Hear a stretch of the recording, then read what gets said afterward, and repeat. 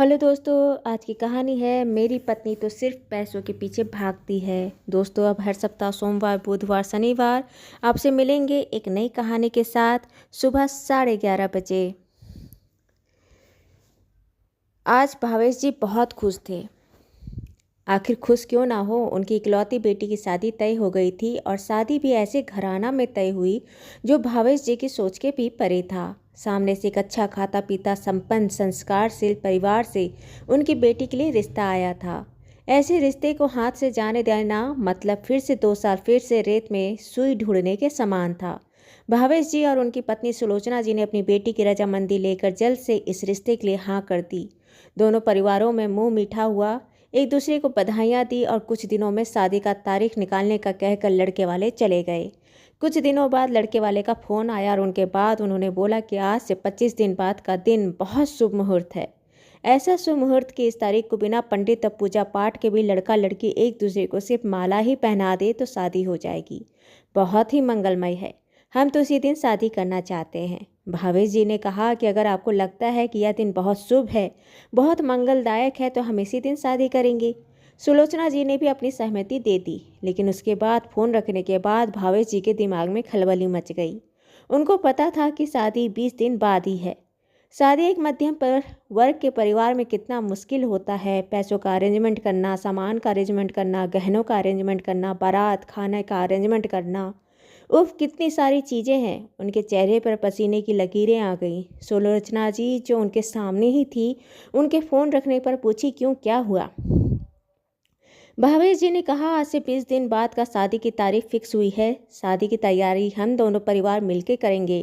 Catering, hotel, tent, decoration, बारात का स्वागत का खर्चा तो हम दोनों परिवारों को मिलकर करना है। लेकिन सुलोचना, इनके बाद भी कितने खर्च होते हैं। हमारी इकलौती बेटी है, उसका पूरा गहना खरीदना है, उसकी शादी का कपड़ा खरीदना है, परिवार वालों के देने लेने के कपड़े खरीदने हैं, खुद के परिवार के कपड़े खरीदने हैं, मिठाइयाँ बनवानी है, कार्ड छपवाना है, घर का सजावट करवाना है, घर में होने वाले सारे विधि विधान का अरेंजमेंट करना है, पंडित है, कितनी सारी चीज़ है। यह सब तो बस मुंह पर बोला है, लेकिन जब शुरू होता है तो इसकी गिनती कहाँ ख़त्म होती है।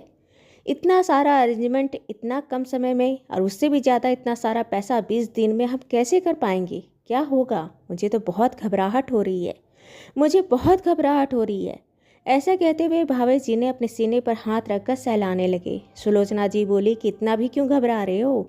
भावेश जी बोले, क्यों ना घबराएं, सब चीज़ का अरेंजमेंट करना तो फिर भी है, लेकिन गहना कपड़ा जब तक, यह सब तो भारी पैसा है। यह सब तो एक मुश्त पैसा लगने वाली बात है। इतना सारा पैसा कहाँ से लाएंगे? हम कैसे करेंगे? किससे मांगे? क्या करें? सुलोचना जी उठी और अपने कमरे में चली गई। अपने कमरे में पता नहीं हुआ कुछ देर क्या करते रही और थोड़ी देर बाद सुलोचना जी भावेश जी के सामने आकर खड़ी हो गई। भावेश जी के सामने उन्होंने एक पोटली खोली और उसमें से उन्होंने ज्वेलरी के बॉक्स खोलकर सामने रख दिए। भावेश जी जब वह ज्वेलरी के बॉक्स में सारे गहने देखे तो उनकी आंखें फटी की फटी रह गई। उसमें पूरे 2 सेट गहना था, ढेर सारी चांदी के पायल थे, सिक्के थे। सुलोचना जी ने एक पोटली खोलकर उसमें से 3 लाख निकालकर सामने रख दिए।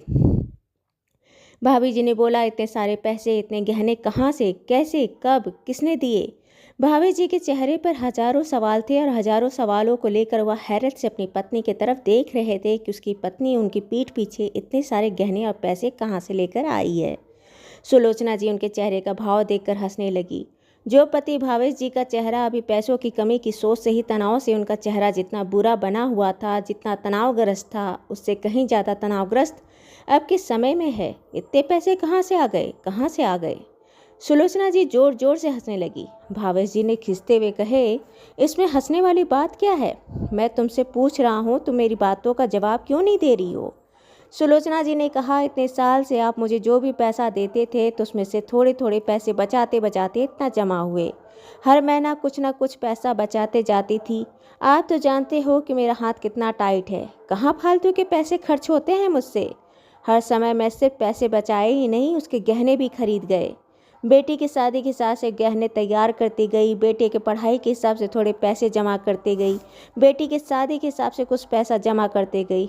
ऐसे करते करते इतना सब कुछ जमा हो गया। यह एक दिन का नहीं है, यह हमारी शादी से लेकर अब तक की मेरी जमा पूंजी है जो आपको आज तक पता नहीं थी। भावेश जी कभी सुलोचना को देखते, कभी गहनों को देखते और कभी पैसों को हाथ में उठाकर उसकी उंगलियों से फिराते। उनकी आंखें डबडबा गई, उनके एक आंख से आंसू टपक पड़ा। सुलोचना जी बोली, क्यों, तनाव कम होने की खुशी में आंसू गिर पड़ा या हैरत में आकर आंसू गिर रहे हैं? भावेश जी ने कहा कि बात यह नहीं है, बात यह है कि मैं हमेशा तुम्हें जिंदगी भर ताना मारता रहा। तुम तो हमेशा पैसों के पीछे भागती हो। तुमको तो पैसे से बहुत लगाव है, बहुत प्यार है। मुझसे भी ज़्यादा तुमको पैसे प्यारे हैं। मैं हमेशा तुम्हें कहा करता था, ताना मारा करता था।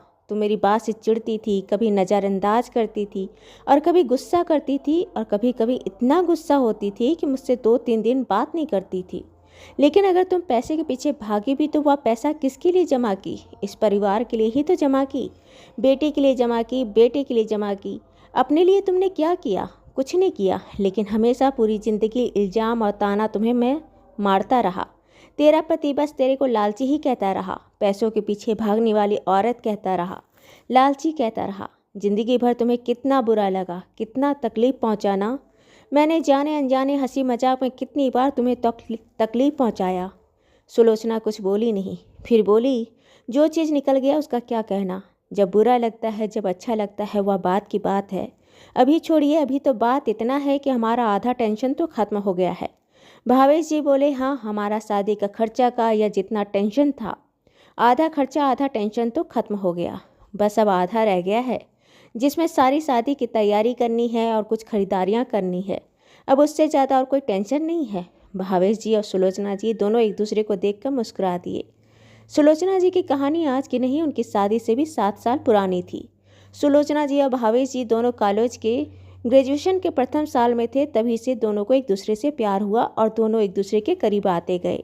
दोनों ने साथ में पढ़ाई की और मास्टर की पढ़ाई तक दोनों साथ रहे। सुलोचना जी भावेश जी को बहुत प्यार करती थी।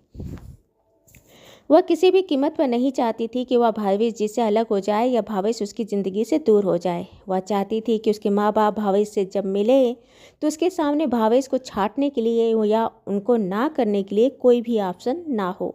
इसलिए सुलोचना ग्रेजुएशन के टाइम से ही भावेश के पीछे पड़ी रहती। तुम पढ़ाई करो, तुम मस्ती कैसे कर सकते हो, तुम इतना समय बर्बाद कैसे कर सकते हो, तुम्हें पता है ना कि तुम्हें कितना बड़ा पोस्ट में जाना है, तुम्हें कुछ बनना है, तुम्हें मेरे घर जाना है, मेरे पापा माँ से मेरा हाथ मांगना है। तुम कुछ बनोगे नहीं तो हमारी शादी कैसे होगी, हम एक कैसे हो पाएंगे, जरा सोचो। सुलोचना ऐसी बातें हमेशा भावेश को कहते रहती। भावेश कभी कभी बहुत चिढ़ता था और वह सुलोचना से कहता कि कभी कभी तो मुझे लगता है कि तुम मुझसे प्यार नहीं करती हो, पैसे से प्यार करती हो। अगर मेरे पास पैसा नहीं रहे तो तुम मुझसे शादी भी नहीं करोगी। खैर, भावेश अपनी पढ़ाई पर हमेशा फोकस्ड रहा था और उसने एक अच्छी जॉब भी हासिल कर ली।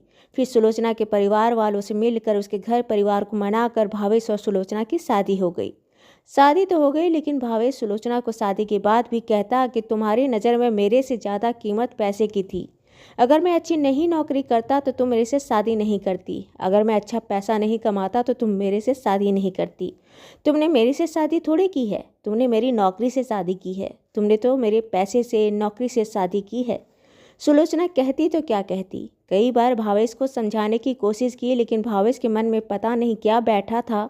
वह हमेशा सुलोचना को कुछ कहीं न कहीं इस बात का ताना दे ही देता था। हार कर सुलोचना ने कुछ कहना ही छोड़ दिया, इस बात को नज़रअंदाज कर देती। शादी के कुछ सालों बाद सुलोचना और भावेश दोनों ही 2 बच्चों के पिता बने, एक बेटा और एक बेटी। दोनों पति पत्नी अपनी खुशहाल गृहस्थी में संपन्न थे, व्यस्त थे। भावेश का एक नियम था कि वह महीना का एकमुश्त पैसा सुलोचना को देता घर चलाने के लिए। सुलोचना भी घर का खर्च बहुत ही अच्छे से चलाती थी, किसी भी चीज़ की कमी नहीं थी। बच्चों को बहुत अच्छे से देखभाल करती थी, उनकी पढ़ाई लिखाई पर पूरा ध्यान देती थी। उसी का नतीजा था कि दोनों बच्चे बड़े हो काबिल थे। उनका बेटा आज विदेश में पढ़ाई करने के लिए बाहर जा रहा था और बेटी की शादी आज तय हो गई थी, बहुत ही अच्छे घर में तय हो गई थी। इतने सालों के शादीशुदा जीवन में भी कभी भी अगर पैसे की बात होती तो भावेश हमेशा अपने बेटा बेटी के सामने भी यही कहता, तेरी माँ को तो भैया पैसे बहुत पसंद है, उसके हाथ से पैसा नहीं छूट सकता। तेरी माँ तो पैसे के पीछे भागती है, लेकिन जब आज अपने सामने अपनी बेटी की शादी के लिए सारे गहने और अगर 3 लाख कैश हाथ में देखा तो वही भावेश सोचा, जो पत्नी को वह पैसों के लालची कहता रहा, वह पत्नी क्या अपने लिए पैसा जमा की? उसने अपनी ज़िंदगी में पैसे से क्या खरीदा? कौन सी खुशी उसने अपनी ज़िंदगी में पैसे से खरीदी? कुछ भी तो नहीं। उसने जो कुछ किया अपने बेटे के लिए किया, अपनी बेटी के लिए किया और मेरे लिए किया। आज वह एक बेटी का पिता था जो अपनी बेटी की शादी तय कर रहा था। आज वह यह बात समझ पाया कि उसकी पत्नी शादी से पहले हमेशा इस बात के लिए दबाव क्यों डालती थी कि तुम अच्छे से पढ़ाई करोगे, कमाओगे, तभी तो मेरे पिता से बात कर पाओगे, मुझसे शादी कर पाओगे। वह पैसे के लिए नहीं भागती थी, वह भागती थी उसके पीछे, भावेश के प्यार के पीछे। वह भावेश से बेइंतहा इस हद तक प्यार करती थी कि वह अपने से खुद से अलग नहीं करना चाहती थी। साथ में अपने माँ पिता की मर्जी से शादी करना चाहती थी, इसलिए वह चाहती थी कि भावेश कुछ बन जाए तो उसके माँ पिता उसे नज़रअंदाज ना कर सके और उसकी शादी भावेश से करने के लिए तैयार हो जाए। वह उसके पीछे पड़ती थी कि भावेश के साथ रहने के लिए, उससे शादी करने के लिए। यहाँ भी वह पैसे की लालची नहीं थी और इतने सालों में भी उसने एक पैसा जोड़ा, वहाँ भी वह पैसों की लालची नहीं थी। आज भी वह अपने बच्चों के लिए, अपने परिवार के लिए, अपने घर के लिए पैसे जोड़ रही थी। भावेश ने खुद से ही कहा, मैं तो उसे ताजमहल घुमाने बनाने के आश्वासन देता रहा और मेरी पत्नी ने 1 करोड़ का बंगला बनाकर मुझे दे दिया। दोस्तों, ये कहानी आपको अच्छी लगी हो तो इसे लाइक करें, शेयर करें, सब्सक्राइब करें और मिलते हैं एक नई कहानी के साथ एक छोटे से ब्रेक के बाद। धन्यवाद।